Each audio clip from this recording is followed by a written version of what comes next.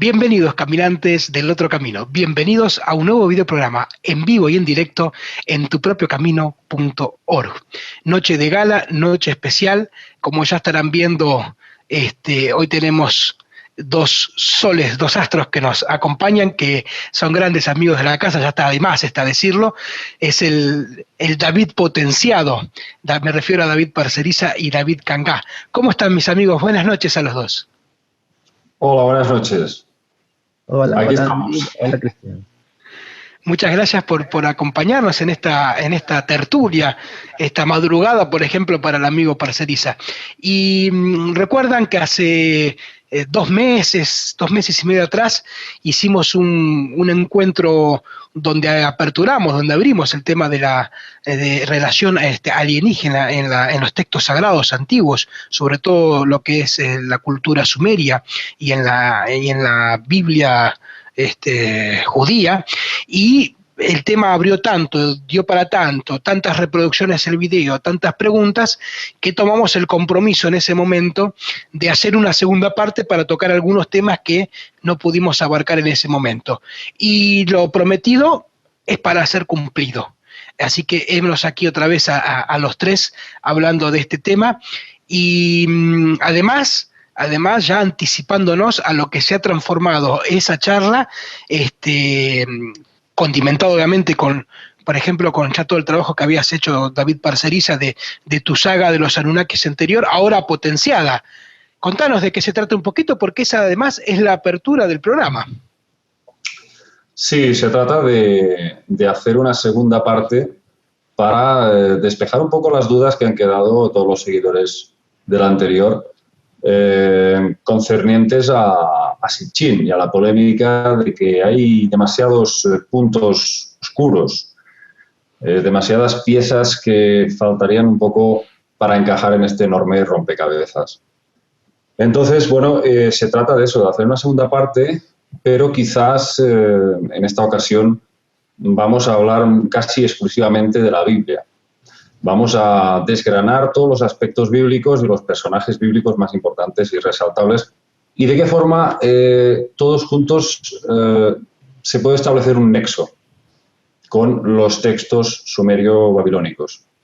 Entonces, bueno, nos vamos a basar casi en su totalidad en el conocimiento y las obras de David Cangá, que yo, por cierto, he empezado a leerme un primer borrador del libro que en breve se va a publicar, La conspiración del ángel Gabriel, y me parece impresionante todo lo que está sacando David. Y nada, aprovecho para felicitarte y decirte que estás haciendo un trabajo fantástico. Gracias, amigo. Bueno, ya que tanto están hablando del trabajo también en este caso de David Cangá, ¿qué te parece, David, si nos contás un poquito de qué trata el tema? Y además, ya para entrar directamente en tema, que dijimos, hoy vamos a recorrer algo de tecnología alienígena en la Biblia. Es un tema que preparó ahí David Parceriza con algo espectacular que ahora vamos a compartir. La relación de Jesús y los Anunnakis, y el tema abierto que tenía que ver con esto que nombrabas, de toda la relación, por ejemplo, de la conspiración del ángel Gabriel. Pero bueno, David Cangá, contanos un poquito entonces, como para aperturar el tema ya con lo que es tu libro, de qué se está tratando, qué avances tenés, y a partir de ahí empezamos ya a desarrollar el tema. Bien. El principal motivo de este nuevo libro que estoy escribiendo era dejar constancia del cambio que ha sufrido mi punto de vista en relación al anterior libro. El punto neurálgico sería el papel de Jesús.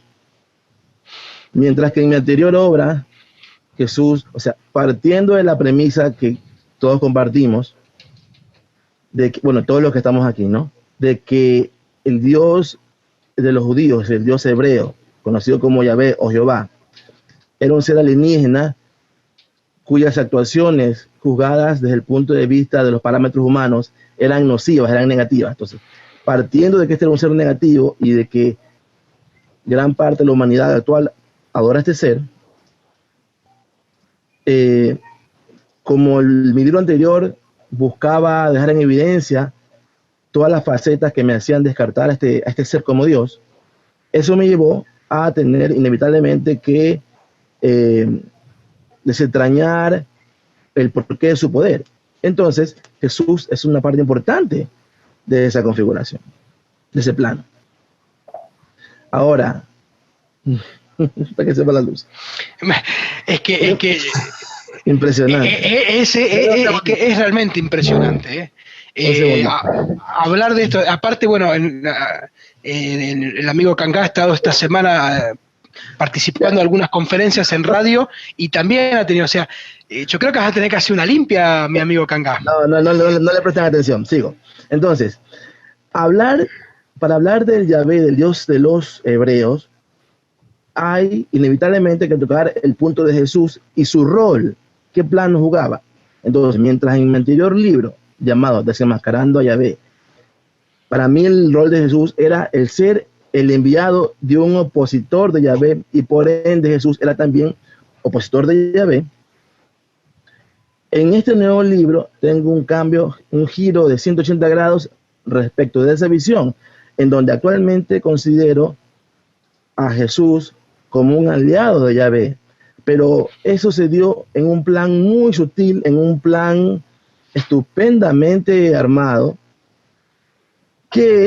y el desentrañar todo el proceso, porque es un largo proceso, el desentrañar todo ese largo proceso que implicó el rol de Jesús como aliado de Yahvé, es lo que pretendo demostrar en el nuevo libro. Básicamente ese es el punto neurálgico. Y de eso, de cómo es que las evidencias que tengo para sostener este nuevo punto de vista, es lo que quiero mostrarles hoy, en la medida que el tiempo nos los permita, ¿verdad? Bueno, si les parece, empezamos por uno de los temas que había quedado, vamos a decir, abierto de la charla anterior, cuando, digamos, surgió el tema de este personaje que empieza a verse presente en momentos fundacionales de distintas religiones importantes. Me refiero al ángel Gabriel. ¿Querés abrir por ahí, Cangá? Sí, verá, ese fue de hecho el primer indicio que a mí me llamó la atención y que debería a todos los interesados en este tema llamarnos la atención. Gabriel, si nos referimos estrictamente a lo que es la Biblia, Gabriel aparece relacionado con los hebreos y con su Dios en pocas ocasiones, en lo que se llama Antiguo Testamento, que son las escrituras hebreas, ¿verdad? Aparece en el libro del profeta Daniel. Aparece mencionado un par de veces. Sin embargo, Gabriel tiene un rol mucho más importante si usamos como fuentes ya no solamente la Biblia, sino que también los libros apócrifos, o en este caso pseudoepigráficos, porque ese es el nombre que se le da a los apócrifos que se refieren al Antiguo Testamento. Entonces, tomando como fuente los pseudoepigráficos, vemos que el rol de Gabriel es importantísimo. Por ejemplo, Gabriel habría estado involucrado en el nacimiento de Abraham. Sobre el nacimiento de Abraham no hay referencias en la Biblia, pero hay una leyenda hebrea sobre el nacimiento de Abraham que en cierta forma está corroborada con lo que encontramos en un texto muy valioso y una fuente muy valiosa que se llama el Libro de los Jubileos. Entonces, la leyenda hebrea dice que cuando Abraham nació, su madre, como huía, porque es una historia muy parecida a la de Jesús, sucede que Nimrod, un rey muy poderoso que es mencionado en la Biblia, había recibido la noticia de que iba a nacer un niño que iba a ser el próximo rey. Entonces mandó a matar a todos los niños que estaban a punto de nacer, a todas las madres embarazadas.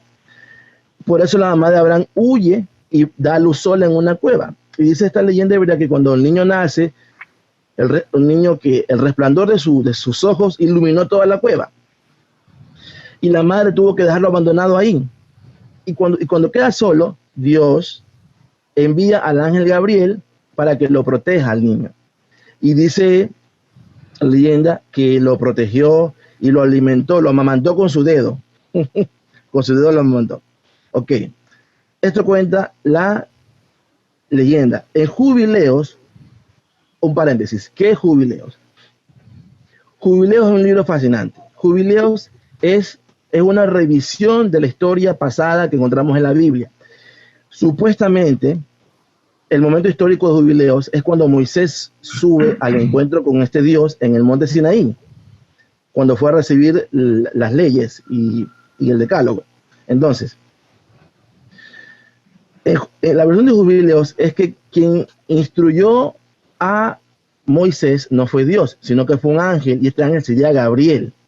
Y así comienza Jubileos, en una constante conversación entre este ángel, Gabriel y Moisés. Y lo que hace Gabriel es, antes de dictarle las leyes, le hace a Moisés un recuento histórico de toda la historia de la creación hasta ese momento. Entonces, en ese recuento, Gabriel va contando sucesos que encontramos también en la Biblia. Solamente que la versión de Jubileos complementa, ya profundiza en ciertos pasajes que en la Biblia son como oscuros.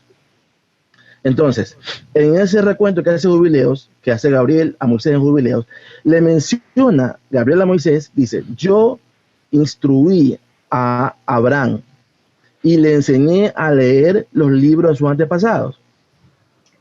En otra parte dice Gabriel que en el evento este de la vida adulta de Abraham, en que Dios, otra vez entre comillas Dios, lo llama y lo saca de Ur, lo llama para que salga de Ur de Caldeos y vaya a Canaán. Lo que dice Gabriel en Jubileos es que quien realmente habló con Abraham no fue Dios, sino que fue él, Gabriel. Y dice Jubileos: Dios le envió su palabra a través de mí y yo le dije. Entonces mira cómo este Gabriel aparece en el nacimiento de Abraham, aparece ordenando a Abraham que deje Ur y vaya a Canaán. Aquí también hago otro paréntesis. En la Biblia aparece Abraham con su sobrino Lot. En realidad, aparece como súbitamente Abraham en la Biblia, siendo un personaje tan importante. Ok, entonces, en Jubileos, el libro nos explica por qué es que Abraham estaba hecho cargo de su sobrino.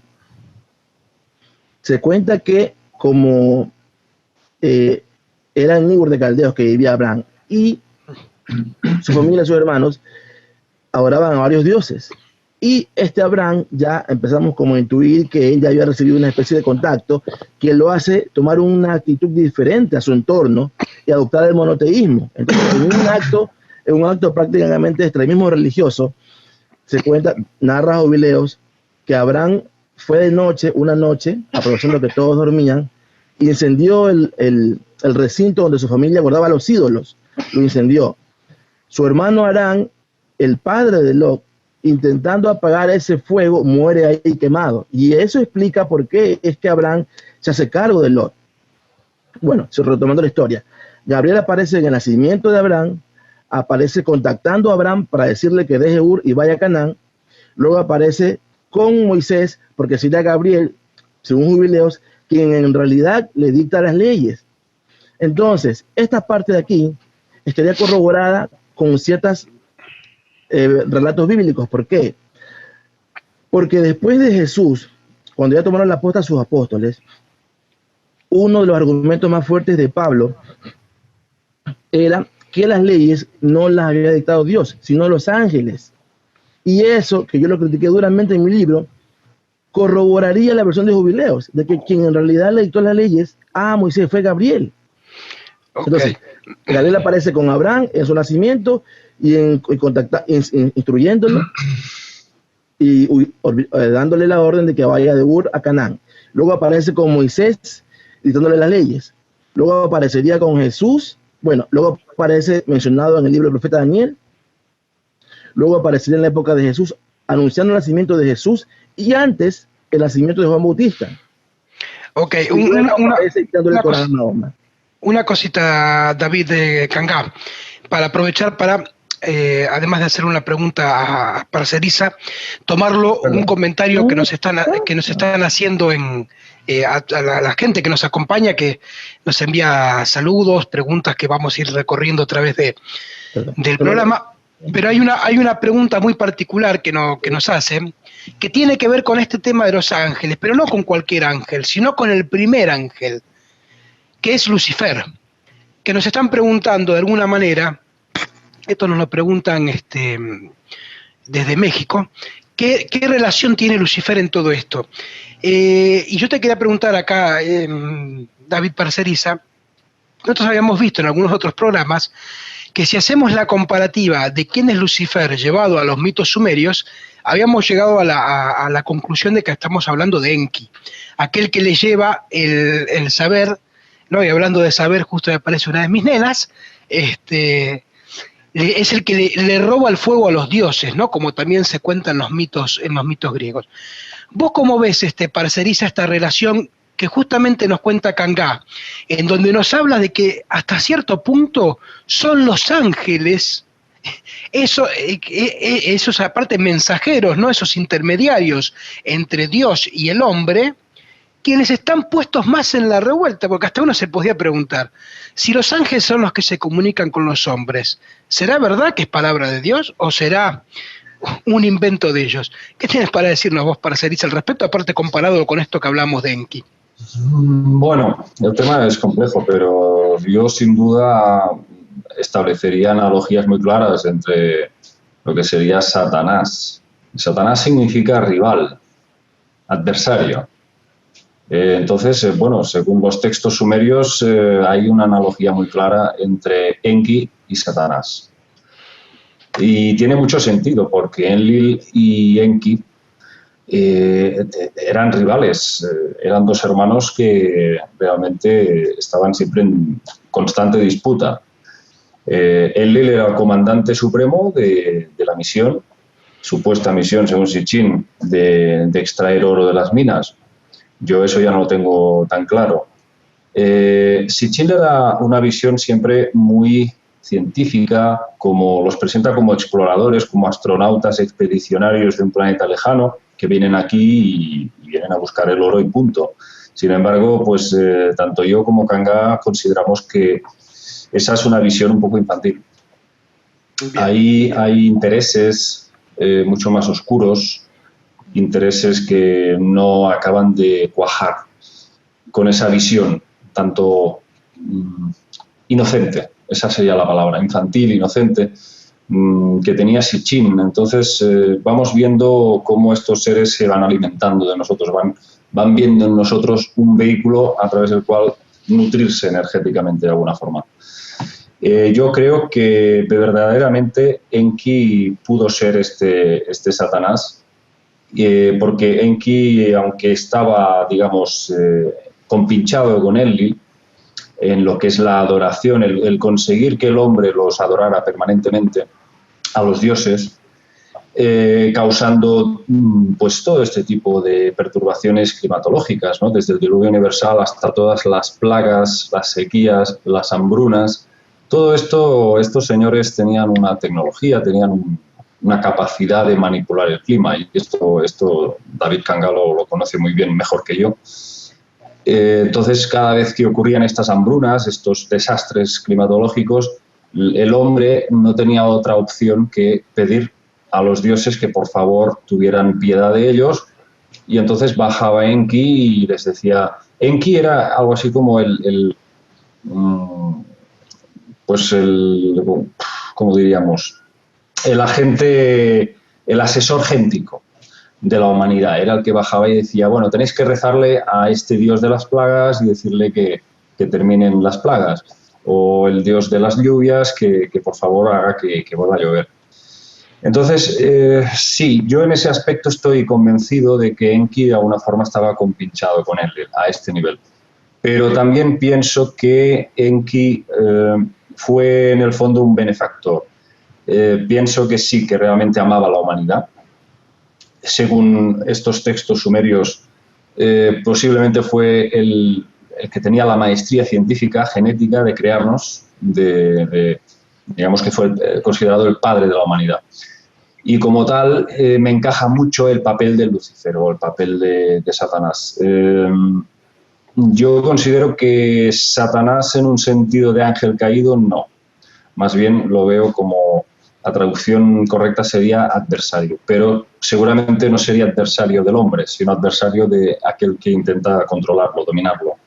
Bien. Entonces, bueno, desde el Génesis ya nos dicen, nada más empezar, que el ser humano no está hecho para escribir ni para acumular conocimiento. Eso ya de entrada, nada más empezar te dicen eso, ¿no? Y el pánico que ellos tenían de que el hombre adquiriera ese conocimiento que pudiera hacerle libre, que pudiera hacerle libre pensador y no tuviera que depender de los dioses. Eso era terrible para ellos. Ellos lo que querían era ofrendas constantes y seguir alimentándose de nuestra ignorancia. Entonces, en ese aspecto estoy bastante de acuerdo que sí, que Enki seguramente fue este rival. Hasta cierto punto estaba liado con Enlil.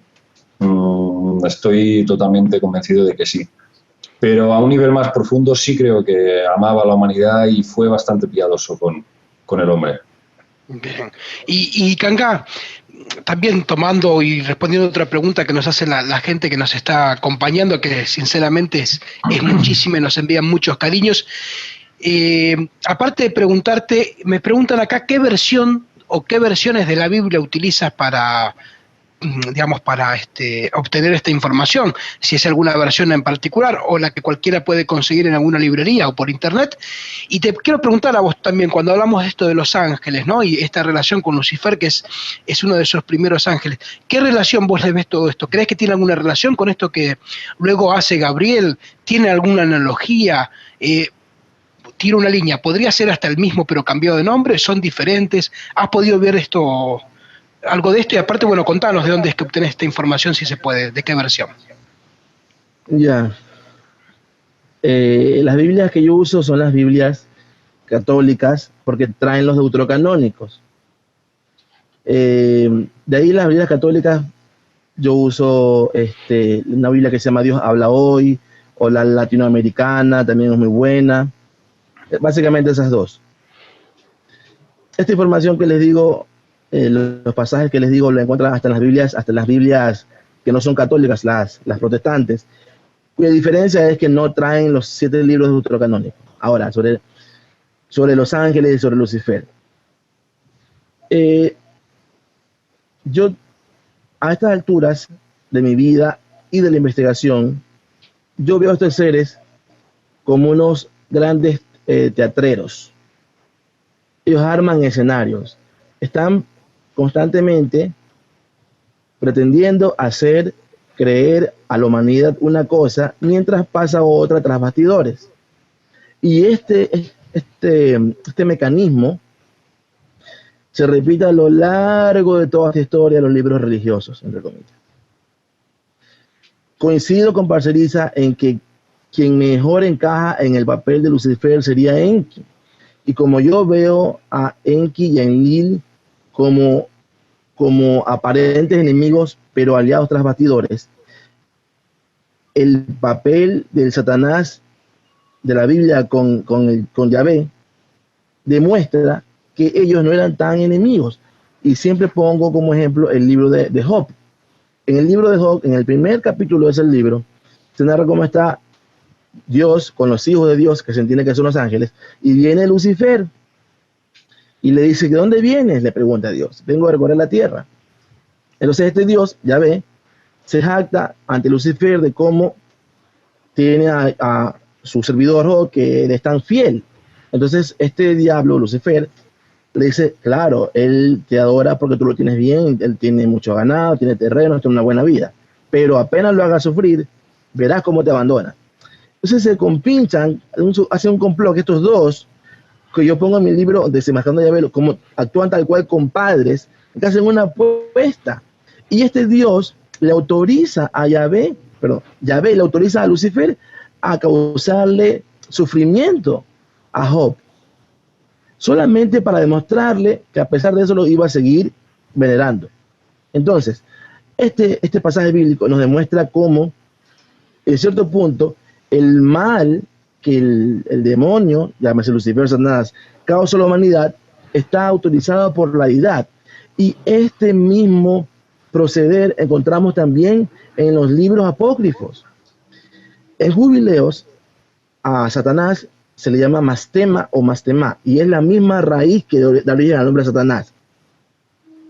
Entonces se ve a esta entidad, por ejemplo, hay un pasaje bíblico en el cual cuando contacta Yahvé a Moisés, lo manda donde el faraón. Y cuando Moisés va en camino, le sale, dice el pasaje bíblico, que le sale Yahvé al encuentro y lo intenta matar.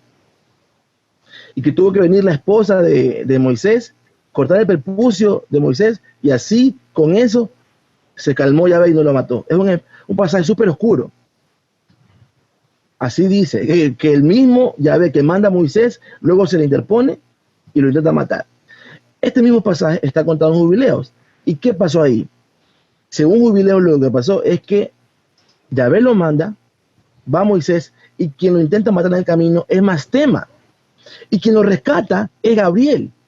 Y por eso cuando le narra esto, Gabriel a Moisés en la cima de Sinaí, le dice, recuerda cuando te salvé de Mastema, que intentó atacarte cuando ibas a hacer. Ok, este Mastema, que aquí aparece como intentando, se lo muestra en esta etapa como aliado de los egipcios, porque después aparece como que los conjuros que hacían los magos del faraón para contrarrestar lo que hacía Moisés, eran en realidad ayudados por Mastema. Entonces a ese Mastema se lo muestra como del lado de los egipcios. Pero mentira, jugaba para los dos bandos. Porque las plagas, la última plaga, la que fue la de matar al primogénito de los egipcios, esa plaga la causó Mastema. Entonces este mismo Dios utilizó esa entidad Mastema para afligir a los egipcios. Este Mastema jugaba a favor y en contra de los intereses hebreos. Porque después, por ejemplo, dice que el jubileo es fascinante. Y dice, a Mastema lo apresamos cuando lo dejamos salir, pero después lo soltamos para que influya en el faraón y los persiga. Así lo narra. Lo soltamos para que ustedes tengan cómo salir, pero después lo soltamos para que los persiga junto con el faraón. Eso dice Gabriel, hablando en nombre de este Dios. Entonces, este Mastema, que juega un papel de a veces aliado o a veces opositor de Yahvé, igual lo vemos en la Biblia. Entonces, esos supuestos aliados para enemigos no son tales. Yo he llegado a la determinación de que los seres que se alimentan del sufrimiento de los humanos en realidad nunca van a ser enemigos, porque igual el sufrimiento de los humanos alimenta a los supuestos dos bandos.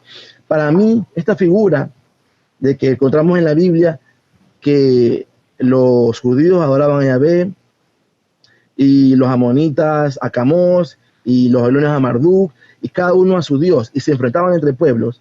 David, entonces, esto para ti es como el juego del poli bueno, poli malo. Claro, es un gran teatro. Pensando lo mismo. Es un gran teatro en donde ellos adoptan pueblos, supuestamente se muestran como rivales, para provocar el enfrentamiento de los humanos que deriva el derramamiento de sangre que alimenta a los dos bandos, supuestamente enemigos, pero son aliados. Entonces, David, para ti, ¿qué son los Anunnaki? ¿Dioses o demonios? Esto es un tema semántico. Esto es una cuestión de las formas. Lo podemos llamar como los queramos llamar. Desde el parámetro humano, del bien y el mal, son enemigos de la humanidad, porque utilizan a la humanidad para sus propios fines. Y como sus propios fines, según todo parece indicar, que es el alimentarse del sufrimiento de los humanos, entonces son nocivos a los humanos, porque usan varios medios para provocar el sufrimiento de los humanos. Y todo parece indicar que la forma más efectiva fue la creación de religiones. Y una cosa, un detalle, en esto, y esto es como el sello del Dios de los hebreos, el monoteísmo. Ellos descubrieron que el monoteísmo era una de las formas como un gran detonante del radicalismo.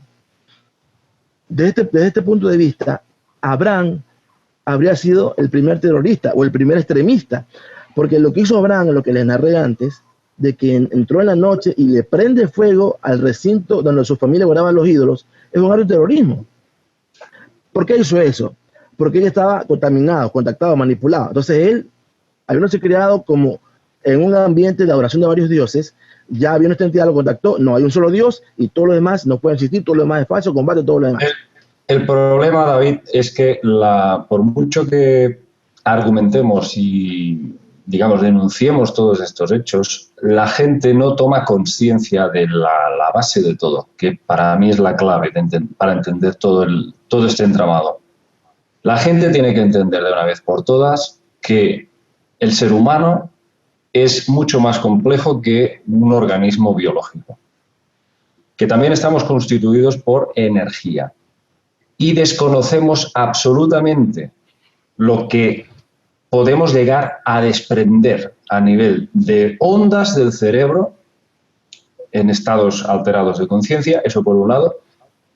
Lo he dicho varias veces, la sangre misma no solamente contiene todas las vitaminas, proteínas, aminoácidos y todo el aporte de oxígeno básico para proveer el cuerpo, sino que también probablemente contiene unas pequeñas perlas de energía que estos seres pueden proveerse. Y sobre todo la energía emocional, la energía que podríamos llamar o denominar del alma, el aura. Puede tener muchos nombres, pero la gente tiene que entender que desde un punto de vista científico no es nada descabellado el hecho de que nosotros, desde luego, no somos el último eslabón en la cadena alimenticia. Hay otros seres que se alimentan de nosotros y solamente a través de esta, por ahora, hipótesis, vamos a dejarlo así, para mí no es una hipótesis, es un hecho, pero digamos que a partir de esta hipótesis yo creo que la gente va a empezar a darse cuenta de todo este teatro, toda esta locura de mundo que vivimos, que la historia está escrita en sangre y que, por favor, empecemos a abrir un poco las mentes y a darnos cuenta de que todo esto pues es una gran locura y que está todo dirigido por las mismas entidades desde el principio de los tiempos hasta hoy. Porque nosotros tenemos un concepto de, vale, nacemos, nos desarrollamos y morimos. Pues mira, resulta que estamos hablando de unos seres que siguen en pie después de miles y miles y miles y miles de años. No sabemos cómo es posible eso a nivel biológico, pero realmente observamos que el plan ha sido diseñado desde el principio y sigue después de miles de años hasta nuestros días. Por lo tanto, yo creo que es un tema realmente fascinante.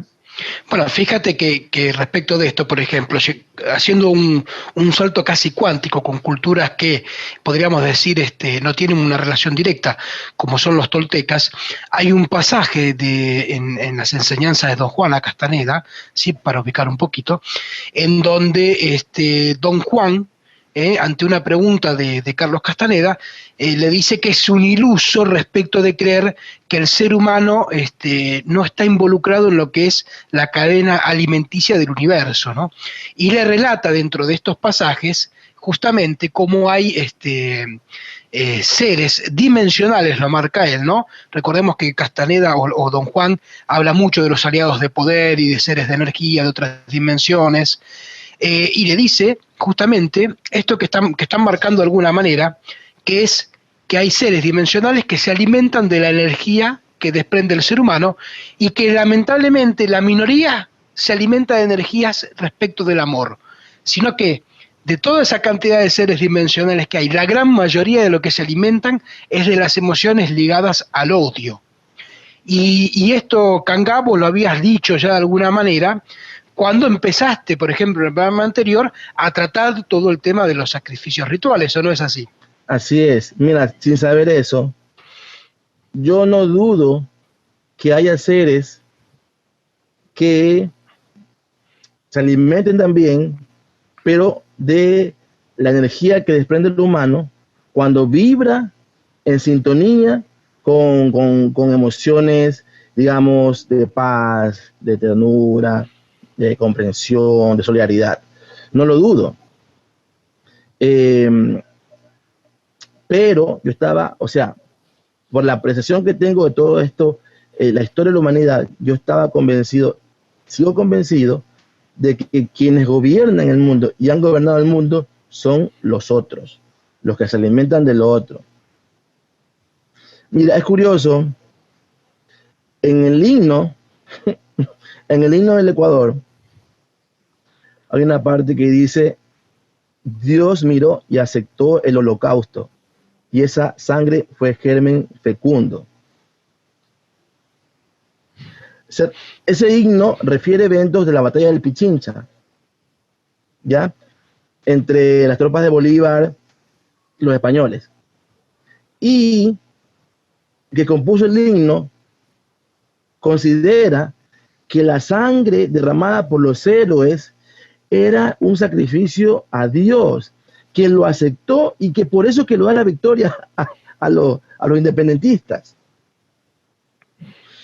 Ahora,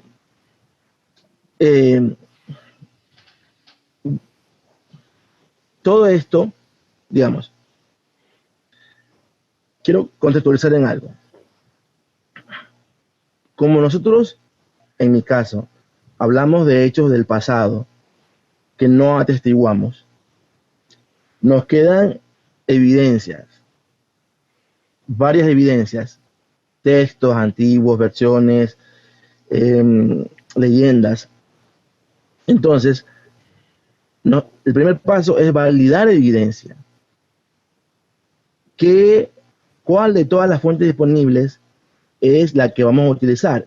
Pero en mi caso, lo que yo hago, la técnica que yo he desarrollado, para validar, o sea, para catalogar una evidencia de válida, tiene que ser la evidencia o la fuente que mejor explique eventos incontrovertibles.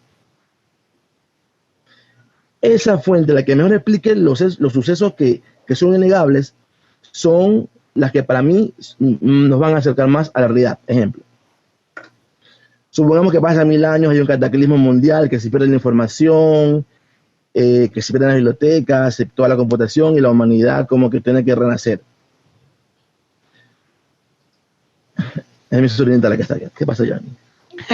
Bueno, mientras acá David está arreglando una cuestión.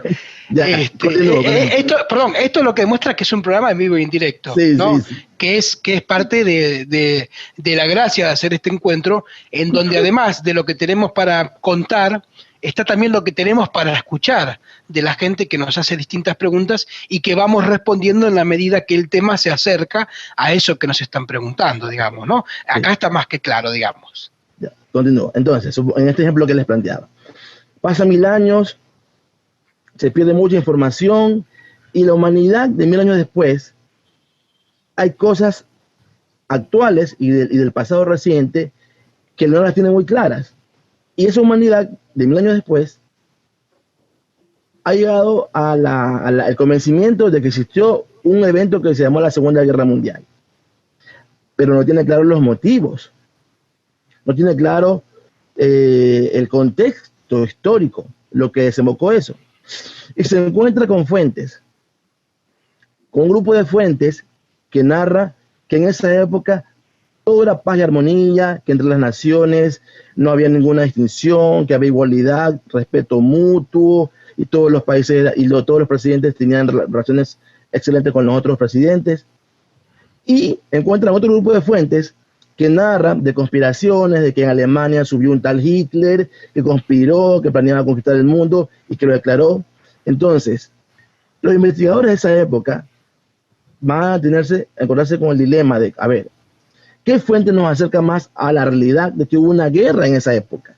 Esta fuente, la fuente A, que dice que todo era paz y armonía, o la fuente B, que explica que había todo un caldo de cultivo en que un país iba a otro país como la excusa para conquistar el mundo. ¿Cuál es la fuente que nos acerca más a ese contexto de guerra? Evidentemente la fuente B, porque si hubiera sido paz y armonía, no hubiera habido la guerra. Entonces, usando ese razonamiento, es como yo he llegado a tener aprecio por ciertas fuentes. Usando ese razonamiento, es como estoy convencidísimo, ojo, el énfasis que hago, de que Jesús era parte del complot y que Jesús fue la carta bajo la manga de este Dios que en un tiempo se llamó Enlil, que después se llamó él como Dios cananeo, que después se llamó Yahvé como Dios hebreo y que después se llamó Alá como Dios del Islam. Bien, pero David, antes de pasar, porque ya estamos casi entrando entonces a la relación que vos has descubierto, que estás poniendo en juego y aparte que estás escribiendo, de Jesús en todo esto, ¿no? Pero yo antes de llegar a ese tema, quiero hacer una pregunta para Cerisa, porque, a ver, está claro que, como veíamos en juego, casi hay una incitación en ese juego de el bueno y el malo, ¿no? Como lo veíamos antes, para que el ser humano, vamos a decir, exude esa energía que alimenta a estos dioses. Vamos a decirlo de esa manera. Ahora, David, vos lo que habías visto, David Parcerisa me refiero, es que hay tecnología de alguna manera que acompaña este proceso. O sea, no es solamente que eso se hace a través de sacrificios rituales, sino que además hay como todo, digamos, un manual técnico dentro de la Biblia, y podríamos decir, con distintos aparatos que de alguna manera potencian esta situación. Vos sé que has investigado de uno en particular que aparte es casi icónico y es uno de los más místicos y misteriosos, y si no me equivoco, respecto del arca. Sí. ¿Es así, David? Sí, el Arca de la Alianza. Y luego, bueno, si acaso cuando yo termine de dar un poco una pequeña exposición sobre algunas impresiones sobre este objeto sagrado, me gustaría que David Kanga también nos explique algunos otros objetos que hay por ahí, bastante interesantes en la Biblia. Pero bueno, el arca en sí, pues vamos a dar unas cuantas pinceladas. El arca en sí estaba hecha de madera de acacia negra, pero tanto por dentro como por fuera estaba revestida de oro puro. Y eso es algo que tiene mucho sentido, porque el oro no solamente era una cuestión de hacerla bonita, como muestra de ostentación.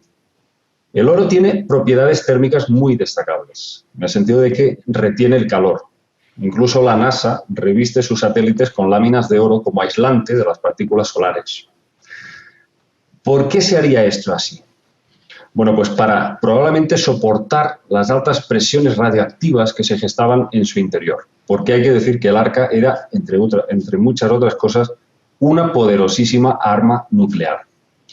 Las medidas del arca eran de 1,31 centímetros de largo por 78 centímetros de alto y ancho. O sea que no era precisamente grande. A cada lado del arca habían 4 anillos de oro, por los que se introducía una pértiga de acacia que la solían utilizar para levantar el arca y desplazarla. Una labor pues generalmente relegada a la tribu de los levitas. Sobre la tapa del cofre de dicha arca había 2 figuras, los llamados querubines. Claro, lógicamente no tenemos una foto del arca y no sabemos la forma exacta que presentaban dichos querubines. Pero muchos opinan que no eran los típicos querubines angelicales del cristianismo.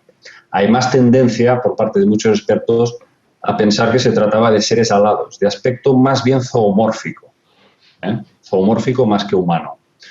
Bueno, el caso es que las puntas de las alas de los querubines se tocaban, formando un triángulo sagrado. El espacio abierto que quedaba entre dichas alas se le llamaba el oráculo. Y se supone que en ese punto era desde donde Moisés podía hablar con Dios. En la película En busca del arca perdida, de Steven Spielberg, uno de los personajes dice: el arca es una radio para hablar con Dios. Exactamente era eso, entre otras muchas cosas como veremos a continuación. El arca en sí tenía muchísimos significados. Básicamente era el símbolo de la unión entre Dios y el pueblo judío. Y la tenían custodiada dentro del llamado tabernáculo, en el lugar más sagrado, conocido como el Sancta Sanctorum. Pero el arca era un objeto tan sumamente peligroso que solamente podía tocarlo Moisés, o bien los sumos sacerdotes. Y además, Yahvé había dejado instrucciones bastante claras sobre las precauciones que se debían tomar cuando entraban en el tabernáculo. En una parte de los textos leemos: deberán hacerse túnicas de lino para cubrir su cuerpo de los hombros a los tobillos. Incluso Yahvé le enseña a Moisés a embadurnarse el cuerpo con un ungüento supuestamente compuesto de resinas aromáticas para actuar como una especie de capa aislante de la tremenda radioactividad que emitía ese objeto. El sumo sacerdote, el supremo sacerdote, que era Aarón, Incluso se colocaba un casco de oro en la cabeza cada vez que entraba en el tabernáculo. Según los textos, decía, para evitar ser consumido por el fuego del Señor. Hay una parte que leemos, la cólera inflamable del Señor era una amenaza constante, con lo cual podemos deducir que el artefacto no paraba de generar algún tipo de radiación. 2 sacerdotes, llamados Abihu y Nadab, cometieron un supuesto error y fueron devorados por la ira del Señor, fulminados en un santiamén. Aquí en España, por ejemplo, tenemos al investigador José Alfonso Hernando, que, por cierto, tú, Cristian, entrevistaste hace poquito. Un gran amigo de la casa también. Un gran amigo de la casa. Pues, según José Alfonso, está convencido de que el arca era lo que él llama un supergenerador eléctrico capaz de desarrollar una tensión de unos 20.000 voltios. Cuando el pueblo de Israel se veía asediado por sus enemigos, generalmente pues los persas, los babilónicos, los macedonios, los egipcios, el arca se elevaba en el aire y se situaba apuntando hacia el enemigo y lanzaba una serie de rayos plasmáticos arrasando ejércitos enteros. Entonces uno se pregunta, hombre, ¿cómo es que luego desaparece Moisés y el pueblo judío no hace otra cosa que huir de sus enemigos, escondiendo el arca por todas partes? ¿Cómo se explica esa huida constante, disponiendo del arma más poderosa del planeta en esa época? Bueno, mi opinión personal es que después de la muerte de Moisés, después de su desaparición, parece como si solo él conociera verdaderamente el funcionamiento, la forma de activar el arca, que no supieron, lógicamente, decodificar sus descendientes. O bien, como segunda hipótesis que yo planteo, es que el propio Yahvé desconectó esa fuente de energía, por la razón que sea. Bueno, y aquí pues la pregunta que nos queda en el aire y que va seguramente a quedar mucho tiempo en el aire es ¿dónde está el arca? Pues sabes que en eso estaba pensando, David, y simplemente se me ocurría lo siguiente, aparte recordando uno de tus capítulos que has hecho en la saga anterior, de la Guerra de las Pirámides. Digo, sinceramente, si estamos hablando de un aparato que emite una radiación tal cual estás mencionando, creo que sería bastante simple ubicarlo. Digo, sería simplemente cuestión de rastrear esa radioactividad en la zona del Medio Oriente. Y mi gran pregunta, que yo esto lo he hablado en programas, digamos, de los videoprogramas que grabo, es todo este conflicto que hay en Medio Oriente, ¿tendrá alguna relación con recuperar parte de esa tecnología? También la dejo ahí en el aire. Y recuerden, hago una preguntita que nos están haciendo la gente que nos acompaña, que les recuerdo que a quienes tienen la amabilidad de estar con nosotros, que pueden hacer sus comentarios, que son muchísimos, sinceramente. Vamos a necesitar más de un programa para poder responder todo eso, que pueden hacerlo a través de, si están viéndonos por YouTube, en los comentarios de YouTube mismo, y si nos están siguiendo a través de la página de hangouts.tupropiocamino.org, también lo pueden hacer ahí en el sector de comentarios. Y dentro de esas preguntas que nos están haciendo, hay una para vos, David Parceriza, que te la hago antes de hacerle esta misma, o de pasarle la posta a Kangá para que nos cuente él su visión respecto de la tecnología, es...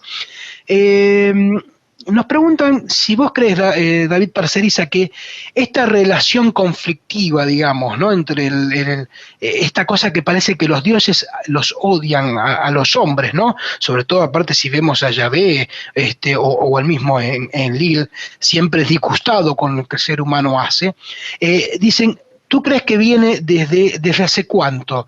Nos hablan acá, desde antes de la Atlántida. ¿Tiene que ver algo con eso, no? ¿Es algo más de la época de los sumerios o de los acadios? ¿Desde dónde le encuentras tú el origen a todo esto, David Parceriza? Yo creo que está fuera de nuestro espacio y de nuestro tiempo, así de simple. O sea, la mente humana, por ahora, no disponemos de datos suficientemente contundentes para esbozar siquiera una tímida hipótesis. Porque yo creo que son entidades, como digo yo, ahora mismo con todo lo que me ha enseñado Kangá, porque es para mí un maestro, a través de los textos hebreos. Hombre, es verdad, para mí eres un maestro. yo tengo mucho que aprender de ti. Entonces, de estos textos hebreos, yo creo que dejan mucho más claro aún el enorme poder que tenían estas entidades para manipular al ser humano. Y ahora me viene a la mente pues, el episodio de las plagas de Egipto. La propia Biblia lo dice así: Yahvé endureció el corazón del faraón, o sea que era capaz de interferir en la voluntad de las personas. O el mismísimo rey David, también hay varios ejemplos ilustrativos que se ve cómo es invadido literalmente por Yahvé, lo maneja a su voluntad, su mente y sus actos. Entonces, bueno, estamos hablando de entidades que no solamente disponían de una gran tecnología, sino que además yo creo que proceden de otro plano, de otra dimensión lejana que no podemos ni siquiera imaginar y que es una vibración oscura, bastante oscura, porque desde luego desde un mundo de luz donde todo vibra en armonía, es imposible que vengan aquí a buscar precisamente lo contrario, la discordia, el dolor, el sufrimiento, la guerra, que es lo que estos seres han estado haciendo desde el principio.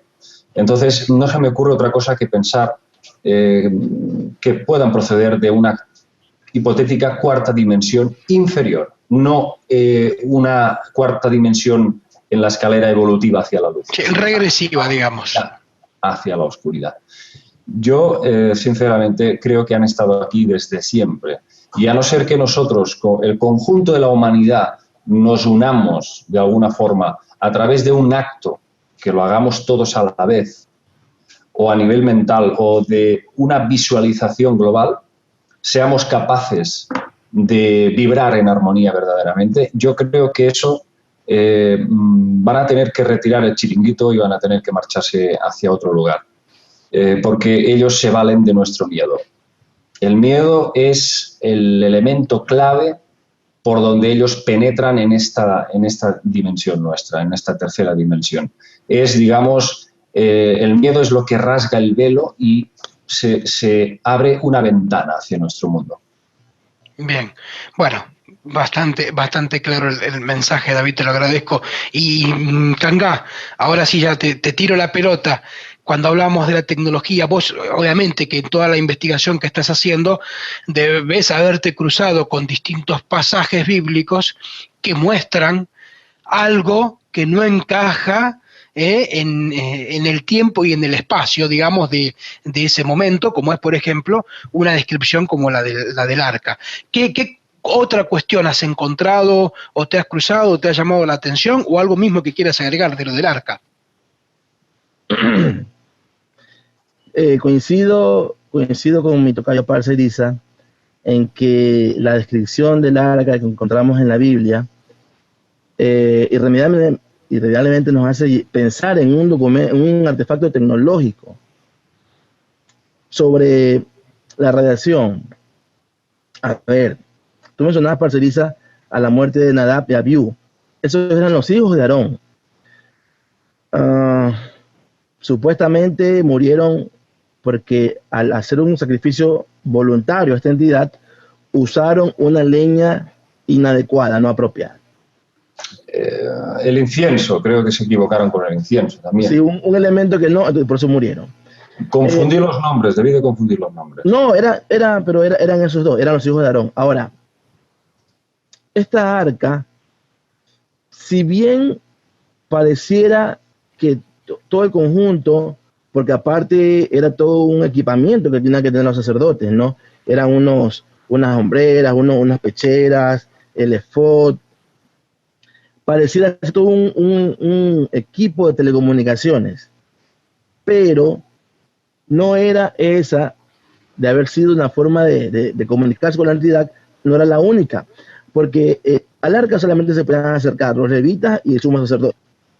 Pero esta entidad, a lo largo de la historia, se comunica con muchas personas que no son sacerdotes ni levitas, y sin arca de por medio.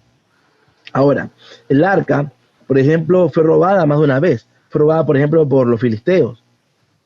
Y cuando la tomaron, no les pasó nada.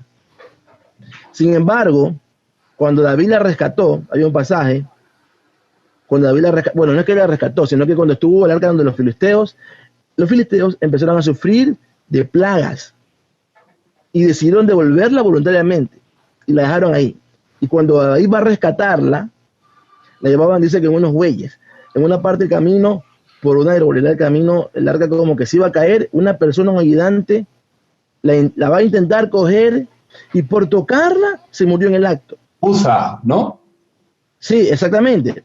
Entonces, uno puede pensar, caramba, tiene reactividad, pero no, porque no es que por tocarla ahí, porque los filisteos la tocaron y no les pasó nada. Entonces, no sé, era como que, como tú bien decías, como que estuviera a veces activado y desactivado respecto del arca. Ahora, respecto de estas entidades, ¿de cuándo nos odian? Es una buena pregunta. Para hablar de esto hay que usar parámetros. Una cosa es grande, pequeña, buena, mala, salada, dulce, dependiendo de los parámetros. Hablando de sentimientos, nosotros juzgamos con parámetros humanos, pero cuando hablamos de estas entidades, nos hablamos de entidades no humanas. Yo no creo que es que nos odien. Yo no odio a las vacas y me como las vacas cuando me como una hamburguesa. No porque la odie, porque la necesito. Yo más bien lo veo como que estas entidades nos necesitan. Y por un elemento de pragmatismo, como nos tienen que hacer vibrar en emociones negativas, de dolor, hacen todo lo que conlleve a eso, sin que eso implique que nos odien. A mí me cuesta creer que estas entidades nos odien. No creo que sea por un tema de odio, de que ya... Yo inclusive en mi libro Desenmascarando a Yahvé comparo a Yahvé con un psicópata y le hago un test psicológico. Pero no creo que sea por eso. No, creo que para mí tiene, como racionalista que soy, tiene más sentido lo otro, que nos necesite en ese estado y hace todo para llevarnos a ese estado. Ahora, mencionabas Atlántida, mira. Todo esto, y lo conversaba hace un par de días con una persona que me escribía un mensaje privado. Estamos tan en pañales en la investigación, así en pañales, que mire, pongan atención en esto. Cuando hablamos de los Anunnakis narrados en las tablillas mesopotámicas, estamos hablando de sucesos que no van más allá de unos 450.000 años, ¿verdad? En esto yo le doy la derecha a Sitchin, que he dado esta fecha, y en ese punto no le discuto, porque él es una autoridad en eso. Ok. Sin embargo, hay evidencia de seres humanos cohabitando con los dinosaurios hace casi 65 millones de años. Las piedras de Ica, ¿te refieres? Más que las piedras de Ica. Hay huellas en Estados Unidos, hay parte que hay huellas de dinosaurios y huellas de humanos.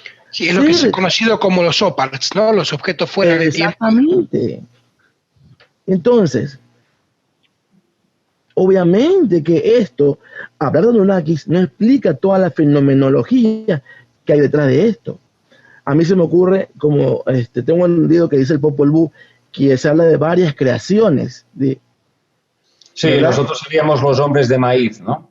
Sí, algo así. Entonces, pero solamente para graficar cómo, enfocándonos en este tema, hay muchas cosas que no se pueden explicar con esto. Bien, ahora, retomando el caso de Yahvé, está la manipulación de esta entidad que, por ejemplo, los que estén en vivo y tengan a la mano una Biblia o puedan consultar una por internet, vayan al libro segundo de los Reyes, en el capítulo 18.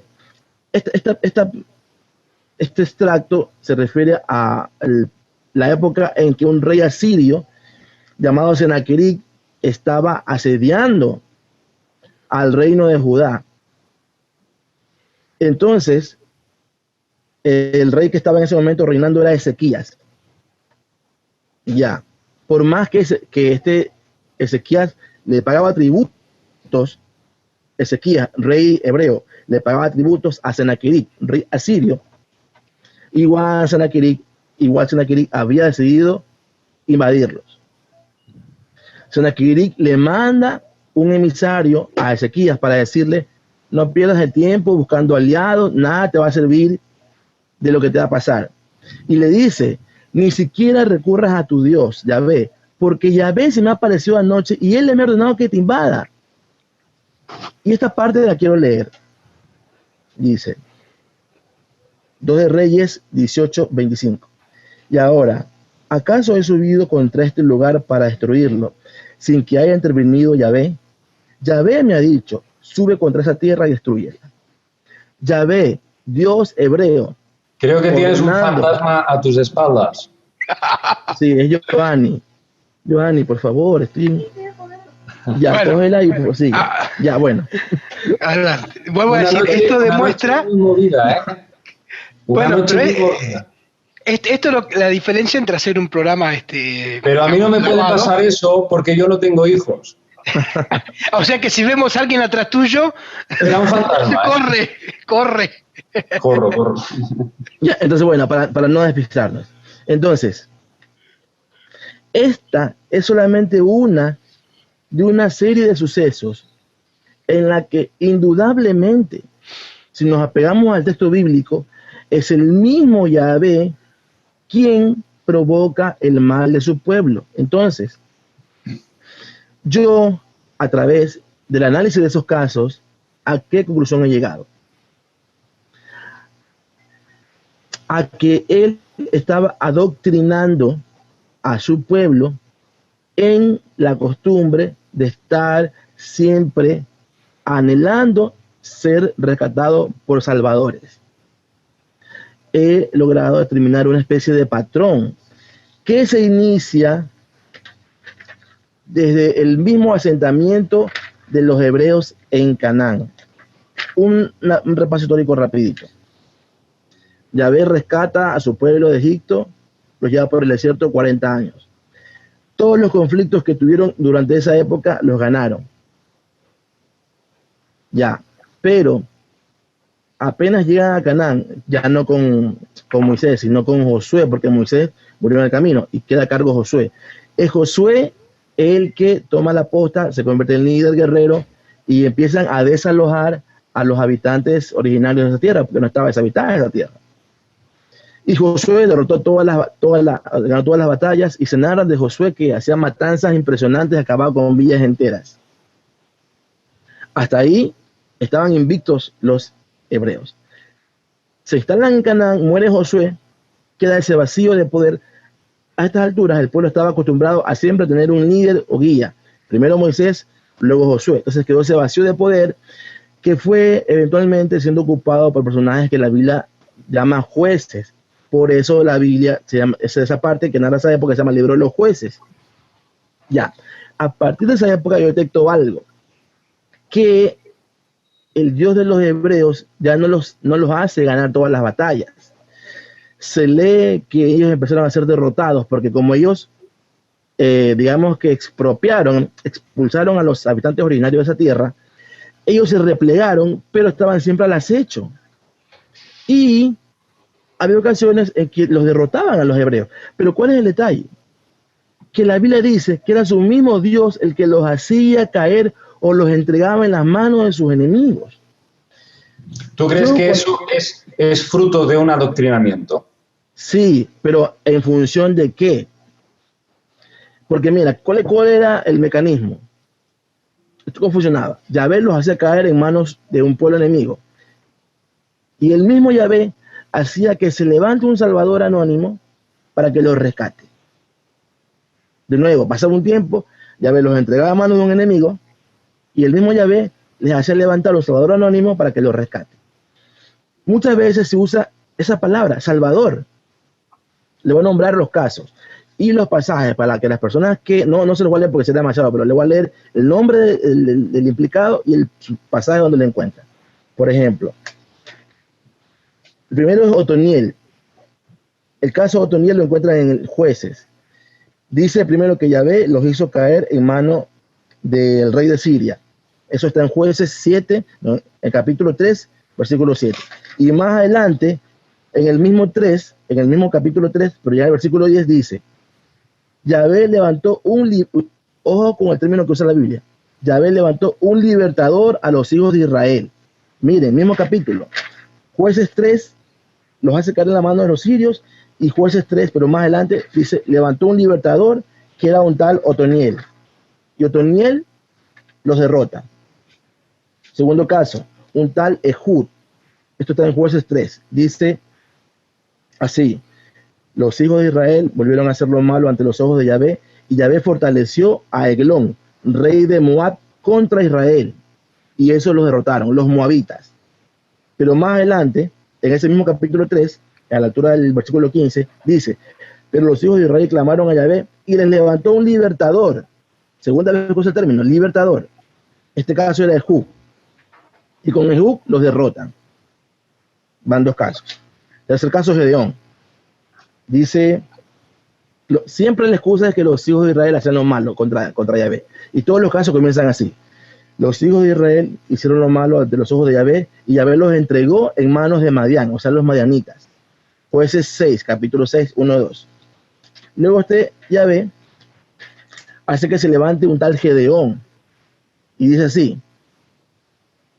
Yahvé le miró y le dijo: ve con esta tu fuerza y libra a Israel de manos de los madianitas. En Jueces 6, Jueces capítulo 6, versículo 12-14, Yahvé le ordena a Gedeón que libre a Israel de los madianitas, de los mismos madianitas que antes ese mismo Dios había hecho que conquisten a su pueblo.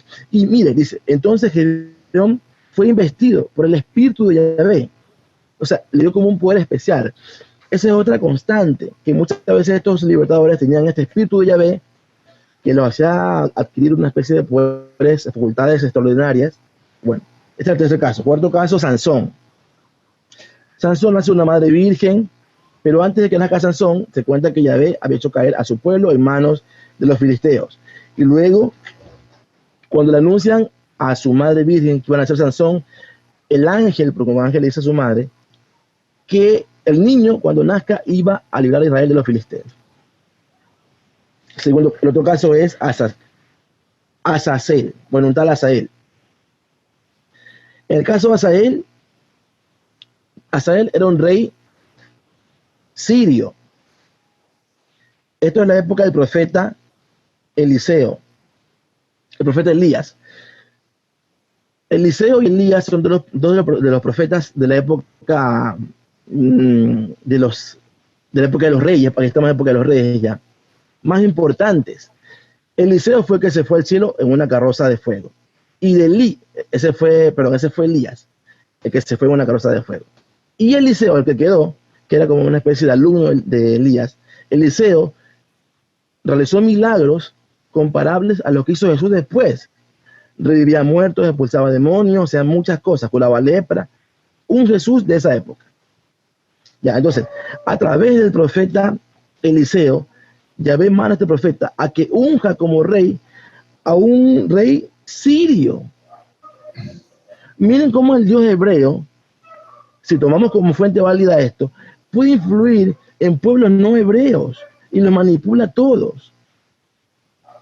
Asimismo, en el caso de Azael, esta entidad, Yahvé, hace que el profeta Eliseo unja como rey a Azael, le anuncia: tú vas a ser el rey. En esa época, en Siria, reinaba otra persona. Antes que ese otro se muera, ya la deidad sabía, y le mandó a decir a través de Eliseo: tú vas a ser rey. Mentira, le dice, y efectivamente llegó a Siria, el rey murió y lo eligieron rey. Le anticipó, y cuando lo unge, le anticipa: tú vas a afligir a Israel. Efectivamente, ese ser, este personaje, ungido como rey de Siria, por orden del Dios hebreo, empieza posteriormente a afligir a los hebreos. Y el mismo Yahvé, que lo había elegido como rey de Siria para que aflija a los hebreos, manda un libertador anónimo que los libró de mano de Azael. Les leo. Dice, en 2 de Reyes, capítulo 10, del 31 al 33, dice: en aquellos días Yahvé comenzó a reducir a Israel. Azael, rey sirio, los derrotó en todo el territorio de Israel. Más adelante, en 2 de Reyes, en el capítulo 13, versículo 3, dice: por eso se encendió el furor de Yahvé contra Israel y los entregó en manos de Azael, rey de Siria. Y más adelante dice, en 2 de Reyes 13, el 4 y el 5. Ahí más adelantito, pegadito. Pero Joacás imploró el favor de Yahvé, y Yahvé le escuchó, porque vio la opresión de Israel, pues Siria lo oprimía. Entonces Yahvé dio un libertador otra vez usa esa palabra, libertador.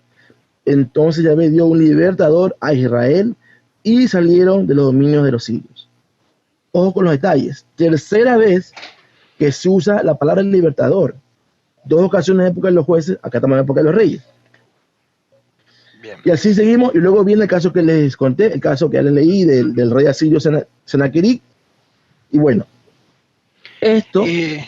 David, perdón, porque ya casi estamos desembocando, justo que estás hablando de libertadores, ya estamos casi a la puerta de desembocar a lo que es la relación de Jesús con todo esto, digamos. Ahora, el tema es el siguiente. Ya estamos en hora respecto de lo que planteamos en el programa y tanto para la gente, que miren, les puedo asegurar que es impresionante la cantidad de preguntas que tengo aquí en el chat, que algunas las hemos ido respondiendo, aunque ni siquiera las hemos mencionado, ¿no? Por ejemplo, alguien nos pregunta, bueno, ¿y cómo nos libramos de estas entidades? Ya David Parcerisa lo explicaba un poquito y vos también, ¿no? Respecto de que acá es un tema de vibración. Obviamente que si estas entidades se alimentan del odio, bueno, pues entonces hay que quitarles el alimento y vibrar en la frecuencia del amor. También nos preguntan respecto de la mesa del rey Salomón, como otro aparato tecnológico ¿no? Como una supercomputadora prácticamente. Bueno, está claro que hay muchos temas. Está claro también que ya estamos en horario. Yo tengo que decirles algo. Y es que no hay 2 sin 3. Sinceramente tengo que decirles eso. Ustedes están próximos ya, y David Parcerisa, como hemos visto en su tráiler, en octubre lanza esta nueva saga. Les propongo lo siguiente, Davides, y aguardo su confirmación o no. Que cuando esté pronta a salir la saga, tengamos un nuevo encuentro en donde ustedes tengan la amabilidad, y voy a decirlo así, ojalá la exclusiva, de presentar la saga aquí en Tu Propio Camino, también en vivo y en directo, y que ese programa lo dediquemos exclusivamente a la relación de Jesús y esta cuestión. Porque si lo ponemos a hablar ahora, van a ser, para David realmente va a estar desayunando. Las 4 de la mañana. Las 4, y eso, porque aparte es un tema, vos fíjate, todo lo que hemos hablado, que en realidad son cosas que nos han quedado en el tintero del programa anterior, tan solo para allanar el terreno, para entender cuál es la relación de Jesús en todo esto. O sea, está claro que es un tema que da y para mucho. Mi propuesta, vuelvo a abrirla, no hay 2 sin 3. Les propongo el tercer encuentro, ya próximos a lanzar la saga, en donde directamente hablamos, no tocamos temas anteriores a la relación de Jesús con toda esta conspiración, y se los vuelvo a proponer, y ustedes tienen la respuesta si la aceptan o no. Los escucho a ambos, a ver qué opinan. No, por mi parte, perfecto. Podemos hacer una pequeña introducción sobre esta nueva saga, que, por cierto, te anuncio que tendrá una escenificación con personajes reales. Ah, bueno, esa no la tenía, bien. Voy a ver si puedo, voy a intentarlo, porque todo eso implica vestuario, bien, básicamente, y luego actores que estén dispuestos a interpretar los papeles de estos personajes bíblicos. Entonces, bueno, ahí van a desfilar desde Adán y Eva hasta Enoc, Ziusudra, hasta, vete a saber, no sé si lo voy a hacer al final, pero podría ser que hasta Jesús desfilara por el documental. En todo caso, creo que eso va a ser una apuesta interesante, porque no es lo mismo constantemente poner fotos, gráficos, dibujos, que poner actores de carne y hueso interpretando un personaje, ¿no? Entonces, eso bien la apuesta. Sí, yo creo que sí. Yo creo que va a contribuir a enriquecer bastante la saga. Bien, bueno, o sea que del lado de David Parcerisa tengo el ok. Vamos a decirlo así. Hombre, por supuesto. Y yo sé que es así porque les puedo asegurar a todos que estos 2 Davides que están aquí hoy, ante todo son personas, y lo puedo decir, personas con mayúsculas. Y Cangá, contamos contigo para cuando sea la presentación, ¿puede ser? Sí, no hay ningún problema por mi lado, cuenten conmigo. Gracias. Digo, se entiende, ¿verdad?, que ya estamos hace casi 1 hora y media hablando de esto y simplemente allanamos el terreno para hablar de lo que seguiría, desemboca la charla, que es la relación de Jesús en todo esto. Está claro que, y lo voy a poner en juego la palabrita para llegar al momento de hacer. Esto merece un congreso en sí mismo. Así que prepárense.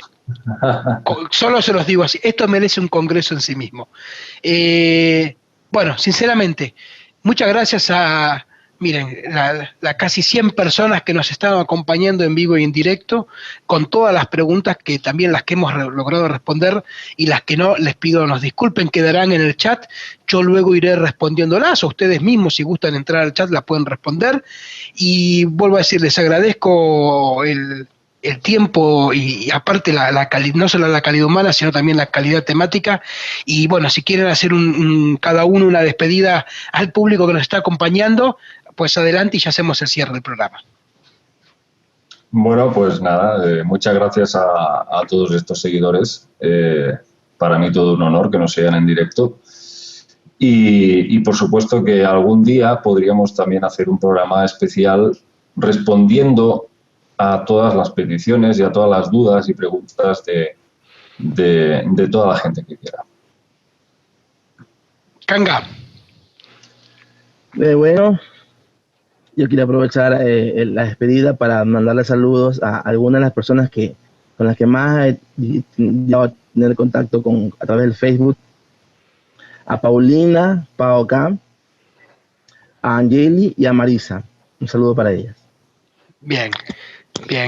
Bueno, muchas gracias entonces a ustedes, muchas gracias también a toda la gente que nos ha acompañado, como les digo, realmente muchísima. Me parece, levanto el guante que tiró Parceriza respecto a hacer un programa para responder estas preguntas, que lo podamos hacer luego del programa de presentación de vuestra saga y de la implicación de Jesús en todo esto, como para tener un solo programa con todas las preguntas ya como cierre de la temática hasta que luego abramos con algún otro tema, porque vuelvo a decir, es muy, muy extenso y esto amerita un congreso en sí mismo. Les agradezco entonces a todos por acompañarnos aquí en otro videoprograma de Tu Propio Camino, y nos encontramos como siempre lunes y miércoles a través de videoprograma, y todos los viernes 20 horas de Argentina, 18 horas de México, Ecuador, Colombia, 1 de la madrugada de España, en programas en vivo y en directo como el de hoy, en donde podrás hacer tus preguntas. Próximamente, y también se los comento a ustedes como un adelanto, Tu Propio Camino, que aperturamos charlas abiertas desde el sábado anterior, también estaremos haciendo un programa de radio. Yo se los dije a ustedes presentes. El secreto está en expandir circuitos y crecer constantemente. Ustedes lo están demostrando con las nuevas sagas, con los nuevos libros. De parte de Tu Propio Camino lo hacemos cada vez llegando por distintas vías y distintos medios al gran público que nos acompaña. Ahora sí, muchas gracias por acompañarnos y será hasta el próximo encuentro de tupropiocamino.org. Muchas gracias.